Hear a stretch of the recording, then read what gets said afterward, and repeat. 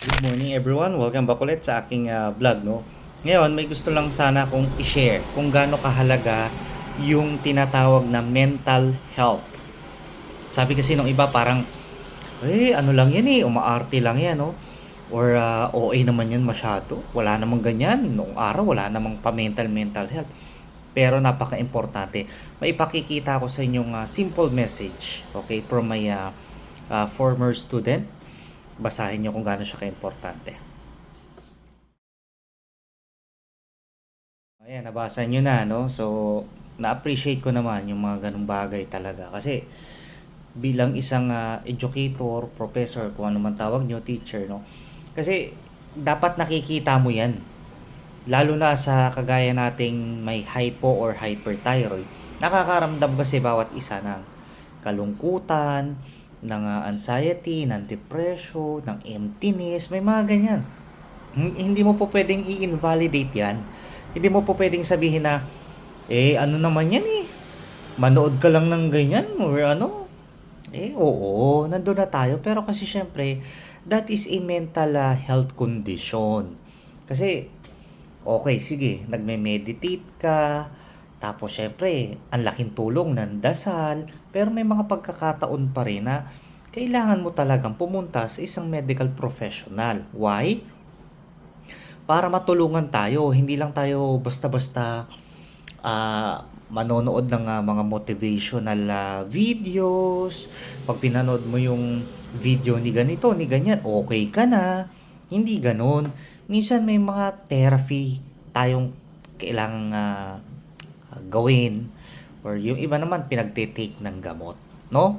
May mga ganun talaga, hindi po pwedeng wala, or hindi naman po pwedeng hayaan mo naman yan, lilipas rin yan. So, maraming pagkakataon tayong dapat unawain, intindihin, lalo na sa inyong mga nanonood. Kung kayo ay may kaanak, mahal sa buhay na nagdurusa dahil sa depression, sa anxiety. So panoorin mo to, makakatulong. Kagaya ko, no, mayroon akong hyperthyroid. Hypo na ngayon. Well, dati nakakaranas ako ng anxiety. Imagine parang tatalon yung puso mo, parang may ganun kang mararamdaman na parang takot na takot ka, parang nagwo-worry ka, parang ganun, no? Para ka nag-overthink lagi. Well, kasi kaakibat yun ng sakit natin, no? Pero kailangan din nating maintindihan bilang isang kamag-anak na meron sa pamilya natin na merong anxiety or may depression.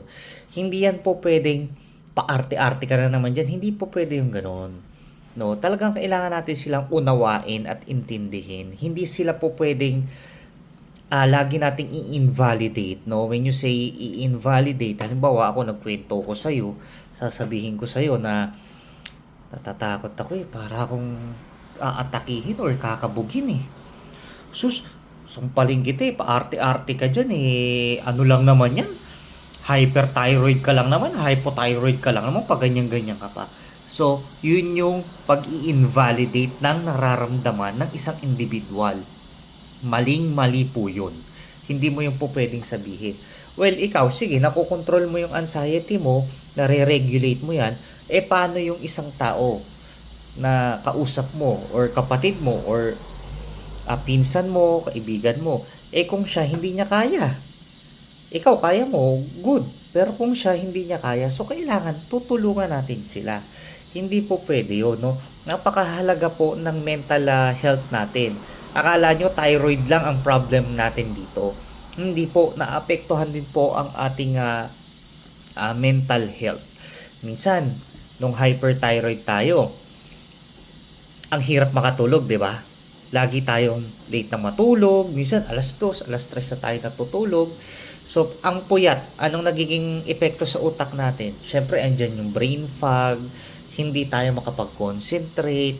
So, overall, nakaka-apekto yun na pag nakaramdam na naman ako ng kabog ng dibdib or ng palpitation, baka mamaya, para na akong mamamatay. May mga ganun Hindi mo, hindi mo yan maaalis sa isang tao.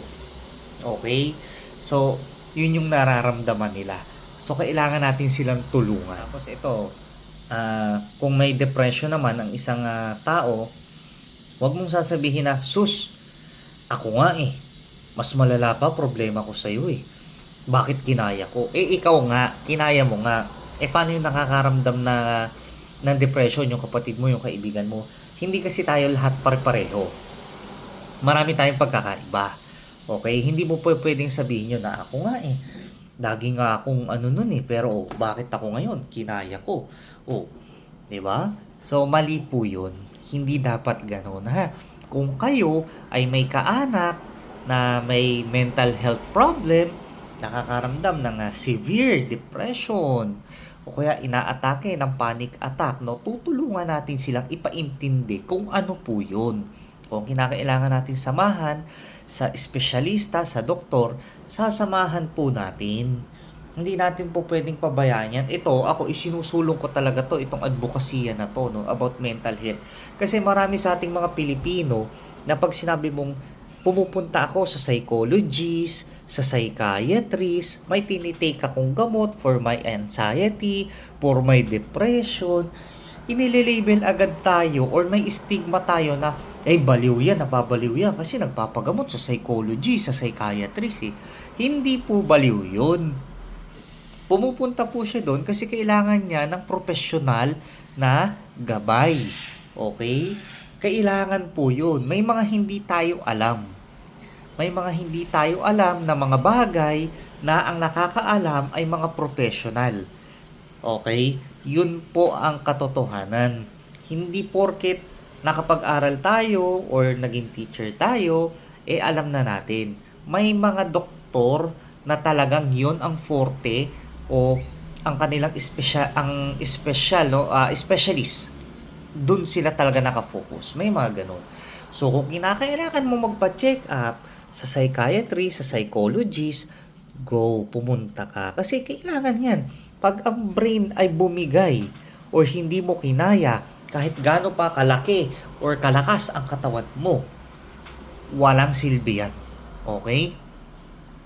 Hindi bale patpatin yung katawan mo o kung ano man yan, hindi ka maskulado. Pero ito, gumagana ng maayos, saka kapag-isip ng maayos, walang problema. Pero pag ito ang bumigay, lahat yan affected. Konting may kumirot lang dito, dito, akala mo may cancer ako, may diabetes ako, may heart problem ako. Ganyan ang naiisip ng isang may anxiety, ng isang may taong depression, no? As in, akala nila end of the world na. Parang ganun. Minsan ayaw na nilang lumabas ng bahay. Minsan, hindi na nila nagagawa yung daily routine nila. For example, hindi na sila makaligo, hindi na sila makapag-toothbrush. Isa sa mga palatandaan niya ng mga severe depression. Minsan, hindi na nga nila magupit kahit simpleng mga kuko nila, no? Parang makikita mo, ang dumi-dumi nila. Tingnan mo, yung mga tinatawag nating taong grasa. Anong nangyayari? Paikot-ikot na lang, may pinupulot na lang, may kinukuha na lang. So, hindi na nila naaalagaan yung sarili nila. Hindi na nakakapag-toothbrush man lang, hilamos, paliligo, wala na. Kasi, kailangan po yun ng professional guidance, ng professional treatment. Kailangan yun. Panoorin nyo yung kay Anne Hathaway na Love and Drugs ba yun? Yung itinatapon ni Randall yung mga gamot, yung Prozac, tapos pinupulot ng homeless, tinitake niya.